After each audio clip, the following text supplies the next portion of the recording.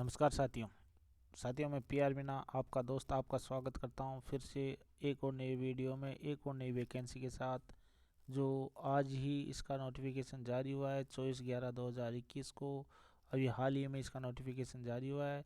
राजस्थान कर्मचारी चयन बोर्ड ने इसका अभी नोटिफिकेशन जारी किया है और आप देखिए आप लोगों के सामने मैं इस नोटिफिकेशन को लेके आ गया हूं और मैं एक एक की बात को आपको बताऊंगा तो आप समझे और फिर अपना आवेदन करें।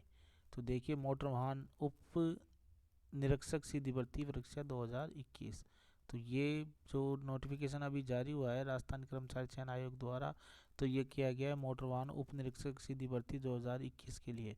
तो इसमें कितने पद होंगे, कितना क्या होगा, ये अब मैं आप लोगों को बताने जा रहा हूँ।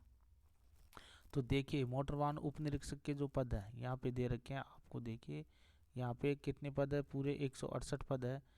जो गैर अनुसूचित क्षेत्र से संबंधित है, अनुसूचित क्षेत्र से संबंधित 29 पद है, टोटल पद 197 पद है। तो आप किस तरीके से इसमें आवेदन करेंगे, इन बातों की जानकारी अब मैं आपको आगे बताने वाला हूँ। तो अब देखिए आप लोग आवेदन किस तरीके से करेंगे। आप एक मिनट साथियों, कुछ रह गया क्या?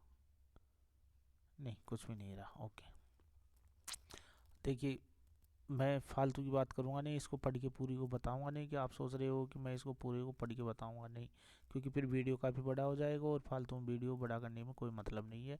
काम काम की बात होगी वो मैं आप लोगों को बता दूंगा। तो सबसे पहले तो आपको आवेदन की प्रक्रिया क्या होगी, सबसे बड़ी बात यह है तो ऑनलाइन होगा। आवेदन कैसे होगा? ऑनलाइन होगा।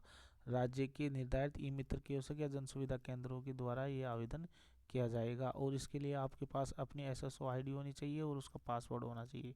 जो ई मित्र वाला होगा या जन सुविधा केंद्र वाला होगा उसको आपको अपनी एसएसओ आईडी बतानी होगी या फिर पासवर्ड, एसएसओ आईडी और पासवर्ड देना होगा, तब जाके वो आपके ऑनलाइन आवेदन कर सकेगा। तो जो भी कोई ई मित्र वाला होगा या जन सुविधा केंद्र वाला होगा उसको जो बोर्ड की साइड है जिसके ऊपर जाना होगा RSMSSB.rajasthan.government.in पर जाके उनसे रिक्वायरमेंट जहाँ पे लिखा होगा वहाँ पे जाके क्लिक करना होगा और अप्लाई ऑनलाइन पे क्लिक करना होगा। फिर आपको अपनी एसएसओ आईडी देनी होगी। अगर आपके पास एसएसओ आईडी नहीं है तो जो ई मित्र वाले का चार्ज होगा वो लेके आपको एसएसओ आईडी बना के ही अपना आवेदन कर सकते हैं।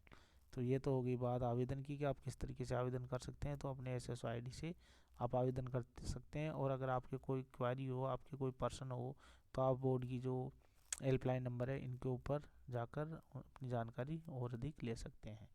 तो आगे चलिए, परीक्षा शुल्क सीधी बात करते हैं हम। तो जो परीक्षा शुल्क होगा वो कितना क्या होगा ये देखिए आप लोगों को सामने।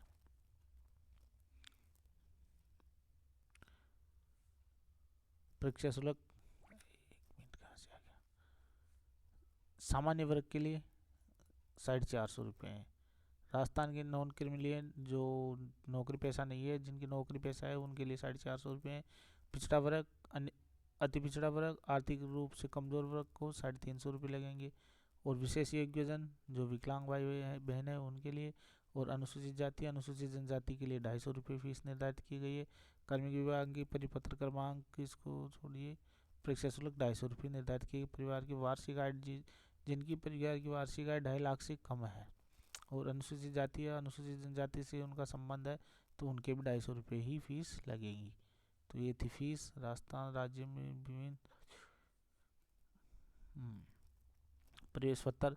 तो प्रवेश पत्र की जानकारी आपके मोबाइल पे भेज दी जाएगी। ये देखिए ईमेल पे या फिर मोबाइल नंबर पे आपको मैसेज कर दिया जाएगा। तो ये भर्ती की जो विज्ञप्ति आई है उसमें कितने पद किसके लिए हैं, तो ये टोटल पद कितने 168 है। सामान्य जो सामान्य वर्ग है, सामान्य वर्ग में 61 पद सामान्य वर्ग के लिए हैं और सामान्य महिला के लिए 16 है, विधवा के लिए 6 है और परित्यागता के लिए 1 है।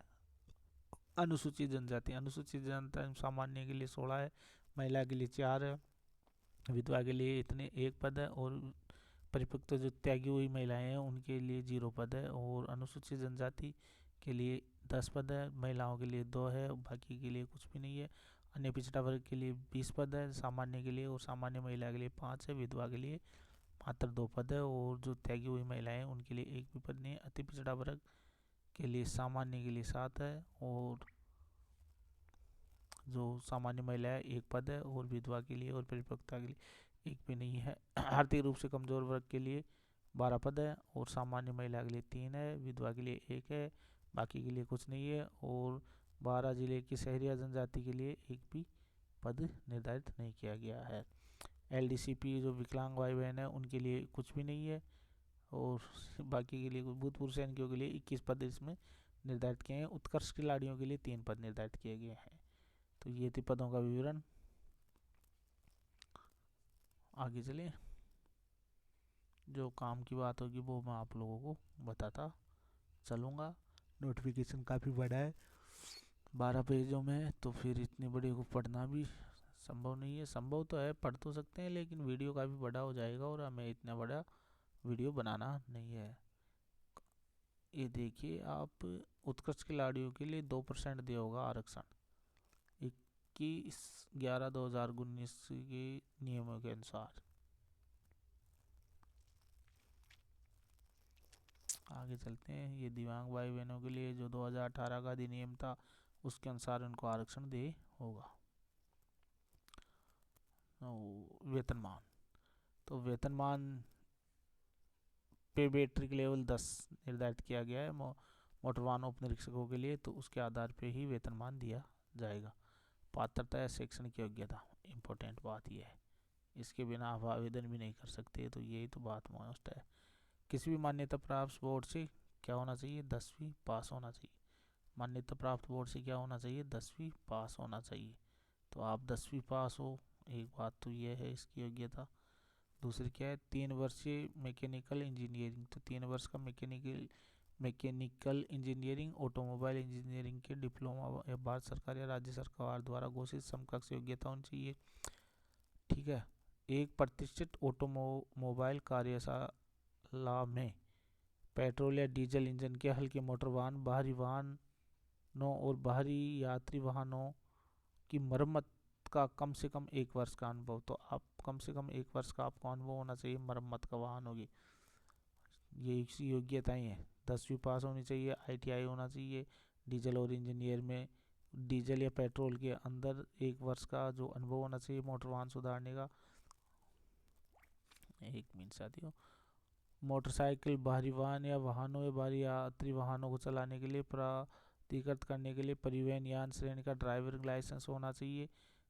इस अधिसूचना के अधिसूचना में अंतर्दृष्टि कोई बात उन व्यक्तियों पर जिनके नाम 1 जुलाई पूर्व मोटर वाहन निरीक्षक अथवा सहायक मोटर वाहन निरीक्षक किसी भी नाम से जाने जाते हैं के पद पर नियुक्ति के लिए राज्य सरकार के विचाराधीन थे, अथवा उस अधिकारी पर जो 2089 से पूर्व ऐसे पद पर नियुक्त किया गया हो, अथवा उस अधिकारी पर जो किसी के गैर तकनीकी प्रकृति कर्तव्यों को पूरा करने के लिए किया गया हो, तो लागू नहीं होंगे। तो ये वो जो अपराधी प्रवृत्ति के लोग होते हैं उनके लिए है। देवनागरी लिपि में हिंदी का व्यवहारिक ज्ञान होना चाहिए, तो देवनागरी लिपि में क्या हो, हिंदी का ज्ञान होना चाहिए। आगे चलते हैं। शारीरिक मापदंड होना चाहिए, ऊंचाई कितनी होनी चाहिए, 168 होनी चाहिए। सीना बिना फुलाए 21 सेंटीमीटर और फुलाने पर 86 सेंटीमीटर होना चाहिए। ठीक है, इतना होना चाहिए सामान्य लोगों के लिए।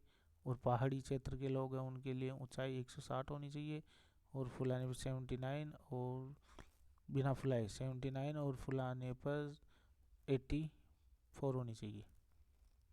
महिला उम्मीदवारों के लिए ऊंचाई या वजन 152 और किलोग्राम सेंटीमीटर होनी चाहिए वजन। ऊंचाई तो कितनी होनी चाहिए, 152 सेंटीमीटर, और उसका वजन कितना होना चाहिए, 47.5 किलोग्राम से कम नहीं होना चाहिए। इतना तो वजन होना ही चाहिए। अन्य योग्यताओं में स्वास्थ्य होना चाहिए, उसका स्वास्थ्य मोटर वाहन निरीक्षक के लिए अच्छा स्वास्थ्य हो, अच्छा चरित्र हो, राष्ट्रीयता भारतीय नागरिक हो, नेपाल का प्रजनन हो या प्रजनन हो ना, नेपाल और भूटान के लोगों को हमारी यहाँ अनुमति है, तो वो उसके लिए दे रखा है कि वो वहाँ से जन्मा हुआ होना चाहिए कुछ भी, लेकिन हमें तो भारत के नागरिक है, हमें तो भारत के पाकिस्तान से क्या मतलब है। ठीक है। आयुष्मान, मोटर वाहन उप निरीक्षक के लिए 18 वर्ष कम से कम होनी चाहिए और 40 वर्ष अधिक से होनी चाहिए। 3 वर्ष की छूट दी गई है। ठीक है, तो क्या हुआ, अधिकतम 43 वर्ष।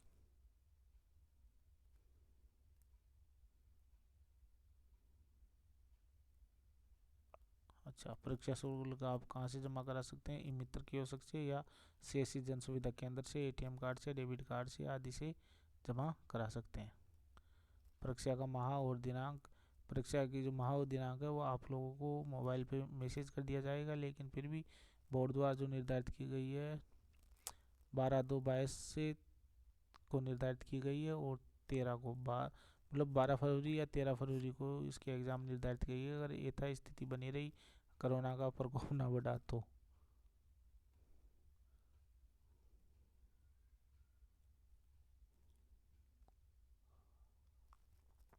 तो ये था आप लोगों के लिए आज का वीडियो, जिसमें मैं आप लोगों के लिए जानकारी लेके आया था।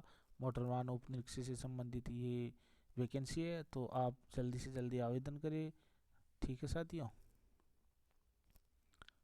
और कोई जानकारी होगी तो मैं थंबनेल में डाल दूंगा, आप वहाँ से देख सकते हैं।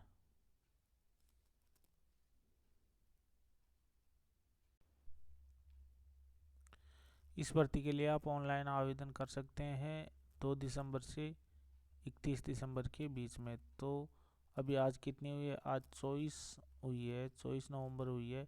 तो आप 2 दिसंबर से इसका जो ऑनलाइन आवेदन करने का लिंक है वो खुल जाएगा, तो आप तब से इसमें आवेदन कर सकते हैं साथियों। तो साथियों, ये थी आज की वीडियो में आप लोगों के लिए जानकारी। अगर जानकारी अच्छी लगी हो तो चैनल को लाइक, शेयर और सब्सक्राइब ज़रूर करें। सब्सक्राइब करने के बाद हम बेल आइकन को ज़रूर दबाएं, जिससे क्या होगा, मैं जब भी कोई नया वीडियो लाऊंगा उसका नोटिफिकेशन आप लोगों के पास पहुंच जाएगा। अब साथियों, बीच बीच में मेरी बोलने की आदत नहीं, सब्सक्राइब करो। अब मैं वीडियो के अंत में आप लोगों से बोल रहा हूँ कि आप सब्सक्राइब ज़रूर करें। तो मिलते हैं साथियों अगले वीडियो में, तब तक मुझे दीजिए आज्ञा। जय हिंद, जय भारत, जय जवान।